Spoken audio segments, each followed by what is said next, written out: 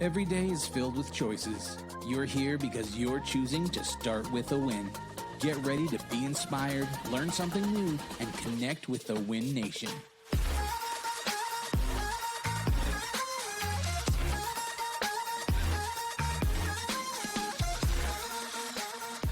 Coming to you from Denver, Colorado, home of RE/MAX World Headquarters. It's Adam Contos, CEO, here with Start With a Win. Looking across the virtual studio today, I see producer Mark. How you doing, buddy? So good.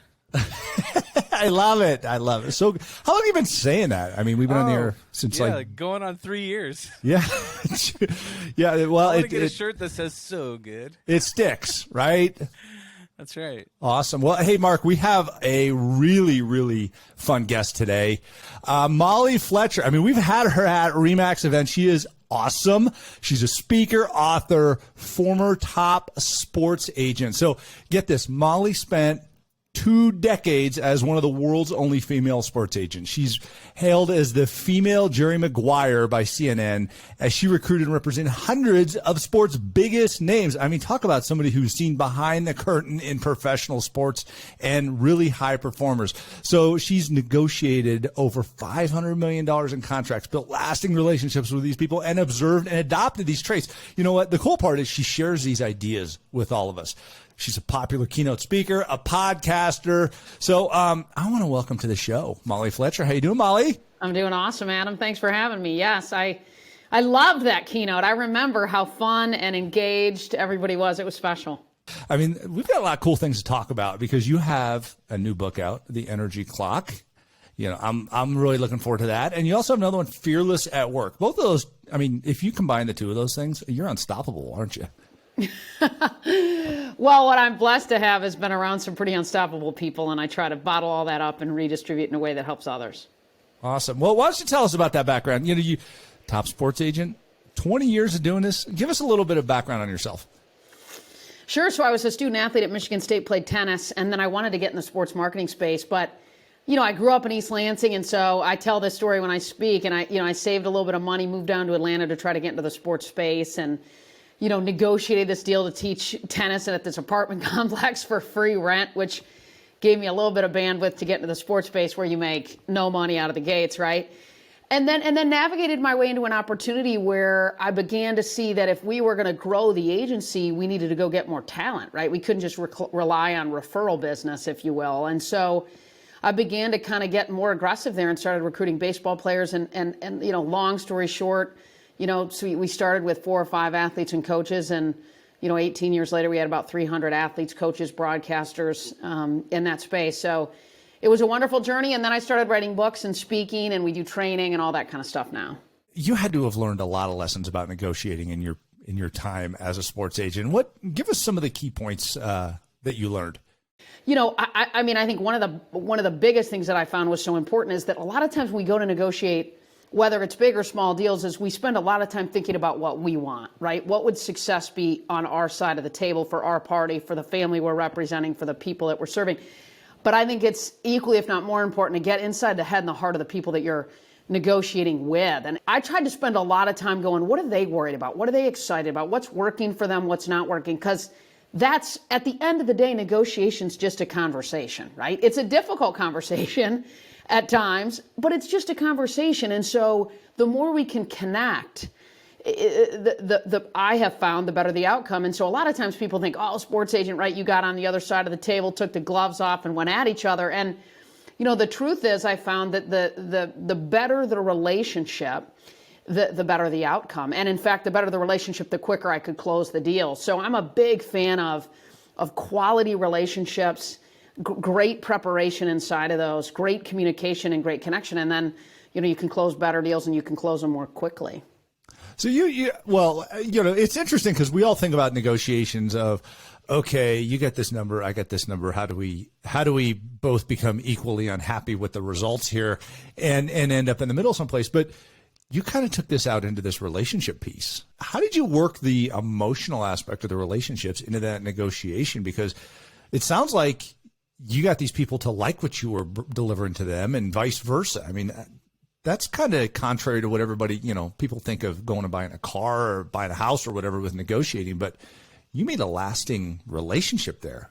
How did that work? Well, I think absolutely. I mean, and I found that the better the relationship, to me, relationships are the thread. And one of the things that we teach in our negotiation training is that's counterintuitive, right? But is that we want to add value to the people that we're negotiating with. We want to make their world better.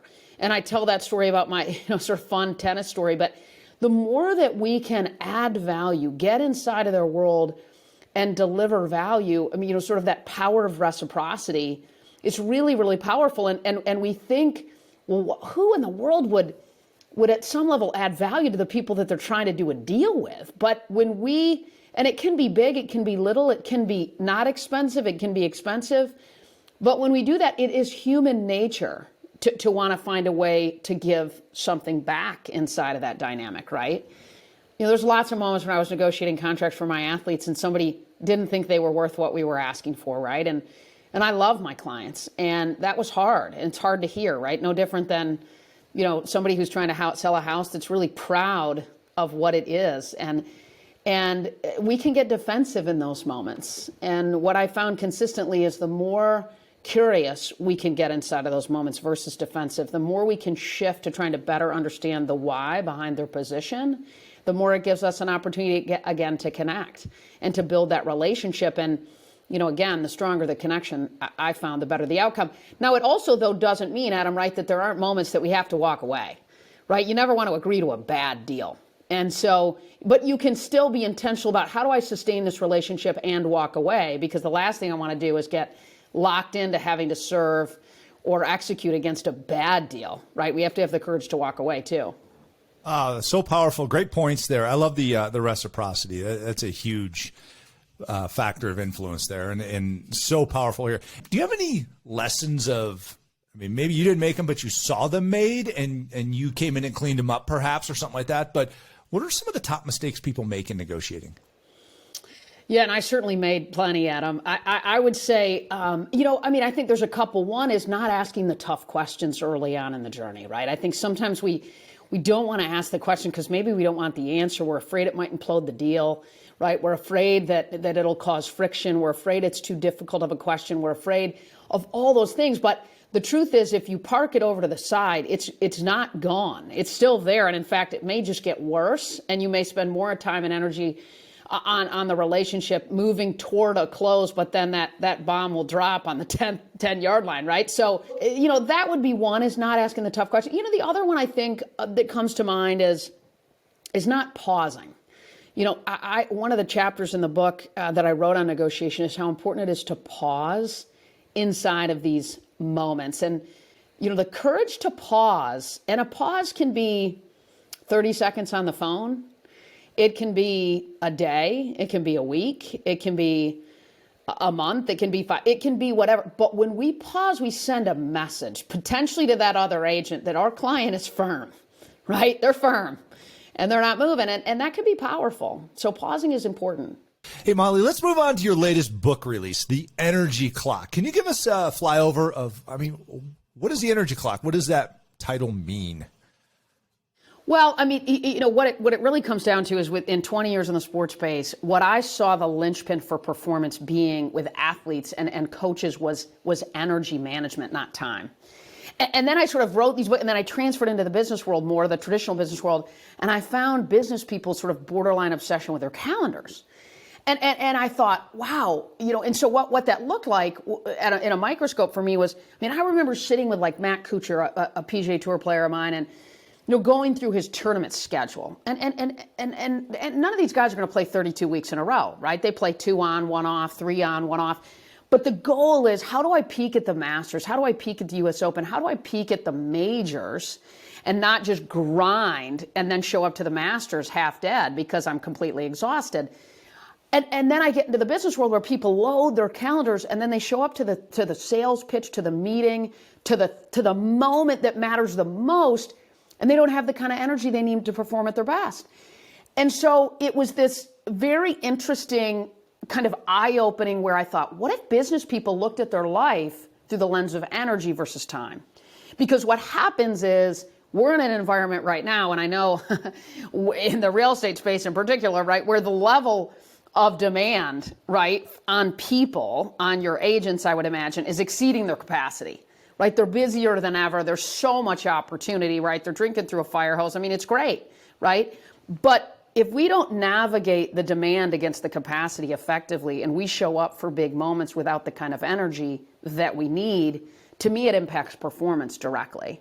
And I saw that with athletes. And so the book helps people get clear on where their energy is going now, gets clear on the things that gives them energy, that drains their energy, helps them understand how they show up as their best selves. It helps them understand the things in their lives that are, distracting them from performing as their best selves. And then it's a system that helps them set themselves up for success moving forward. You mentioned the word distractions. So why is it so important in your perspective, or from your perspective, to eliminate distractions in our work and our personal lives? Well, I mean, they're everywhere, right? I mean, there's two kind of, there's external distractions and internal distractions. And the external distractions are what everyone is dealing with, right? Whether it's, technology or phones, and we have to be intentional about navigating those. Otherwise, we can't execute. And I've had so many incredible people on my podcast that this is what they do. I mean, they focus on, Cal Newport talks about deep work and calendar blocking, right? So that you can, in fact, lock in and focus. I mean, our brains are not wired, right, to go from starting an email to taking a call to cleaning out our inbox to jumping onto a Zoom. I mean, to running out to show a house, to jumping in our car to respond to 4 emails, to picking our kids up from school. I mean, we're not wired like that. And so what that means is it impacts performance. And so there's all those external distractions. And we've dealt with more and more of them now inside of COVID in light of the fact that so many people are working from home and all the things that come with that. And then there's the internal distractions, right, Adam? I mean, like when you think about our private voice, I mean, people talk to themselves in a way that is inconsistent with how would the greatest coach in the world talk to you? Why don't we talk to ourselves that way, right? Like, let's be our greatest coach. Because sometimes the things that we tell ourselves certainly don't serve us. And human beings, they believe the stories they tell themselves, right? Even though the story they tell themselves isn't taking them where they want to go. So, I'm a big fan of saying, what are the 2 or 3 big gaps in our lives? What's the story we're telling ourselves around those gaps? And how do we rewrite that story to be one that serves us? I hear so many leaders say it right now, for example, how in the world do I have time to work out? I mean, there's no way. I don't have time to work out. I mean, I got emails, I got calls, I got my kids, I got my husband wants this, I don't have time to work out. What if the story was, for me to be my best self, I need to take 30 minutes a day and get my exercise in. Because if I do that, I have the kind of energy I need to serve my family, my clients, the people that I work with even better. It's just changing the story, and then it changes what you, in fact, put your energy against. Molly, you've dropped so much value on us here. I'm going to encourage everybody, go play this one again and write down the notes, because there are at least a half dozen key points here that I think are incredibly valuable. And go get Molly's book, The Energy Clock. Molly, where can we find you? I mean, you're an author, you're on social media, things like that. Where can we find you across the internet here to, find the book, sure, as well as follow some of the things you're saying and doing? Sure. People can go to mollyfletcher.com, and there's a bunch of stuff there. I think one of the things that your agents might be interested in, we have a platform where people can, it's one-to-many coaching where I deliver on a particular topic every week, and they can go to training.mollyfletcher.com to check that out if it's something that we're interested in. I think my team set up a discount code for the RE/MAX folks. And everybody remember, a coach is there to unlock your potential. And Molly has so many great ideas to help you do that. So make sure you go and check her out. Molly, I do have a question that we ask all of our guests on this show. And I know you're going to have an awesome answer because you've been dropping some serious value bombs today. Molly, how do you start your day with a win? How do I start my day with a win? Well, with a cup of coffee in hand and a little bit of just quiet time. Just a little bit of time to think about the people in my life that matter most. How do they need me to show up and support them today is what I try to do. So I think about all the people in my life that matter most, and then I think about what is going on in their head and in their heart, and how can I best serve them today in a way that will help them be their best. Awesome. Molly Fletcher, speaker, author, amazing person. Make sure you check out her new book, The Energy Clock. And Molly, thank you for being on Start With a Win. Absolutely. It's a pleasure and an honor, Adam. Thanks for having me. Hey, and thank you for listening to Start With a Win. If you'd like to ask Adam a question or tell us your Start With a Win story, give us a call and leave us a message at 888-581-4430. Don't forget to go onto iTunes and subscribe. If you love this content, write a review and rate the show. It helps us get the word out and reach more people. For more great content, head over to startwithawin.com. Follow Adam on YouTube, Instagram, Facebook, and Twitter. And remember, start with a win.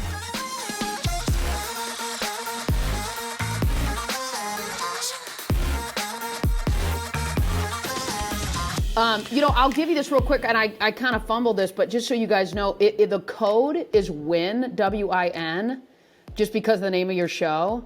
Okay. If people want to opt into that group coaching, the Game Changer Leadership Huddles. I mean, no pressure, don't worry about it, but I'm always asked, do you have a call to action? And that's kind of our CTA. We'll put it out there, and then obviously anyone who sticks around for this after the show on YouTube here, they'll be like, "Oh, win, okay, that's the content." Perfect. I had a question for you though. You're with slow you being, playing me, dude. I didn't know we were still on. I love it. one of the things that I was curious about is that how do you choose a favorite team if you have people on all these different sports teams? Like, how do you choose? Like, oh, I really hope that so-and-so wins when somebody else from your agency's on Dude, I another got team. a great story. So it was funny. Tom Izzo's a longtime client, Michigan State men's basketball coach, amazing guy. And at the time, Paul Hewitt was the head coach at Georgia Tech, and Tech was playing Michigan State in East Lansing. Well, my parents lived there. I was always looking for excuses to come home and see my folks. And so I flew, I think I flew on the Tech plane to go to that game. But I'm sitting, and I literally moved so I was in between both benches and sat on my hands the whole game. Because it was but I'm a Michigan State person through and through, but I was still trying to be sensitive to Hewitt, right? But it's, and what you end up doing, if you have a pitcher, you're kind of hoping that he sits everybody down. But if you've got position players, when they're at the plate, you're hoping they get knocks. Yeah. I love it. That's awesome. Well, hey, thanks so much for being on Start With a Win. And, for anyone who's watching this on YouTube, go ahead and hit that subscribe button and the thumbs up button, because that will move this episode higher in the algorithm. And then the little bell icon, because that's going to actually notify you every time we go live or we have somebody on the show. So, Molly, thank you so much. And until next time, we'll see you when we see you.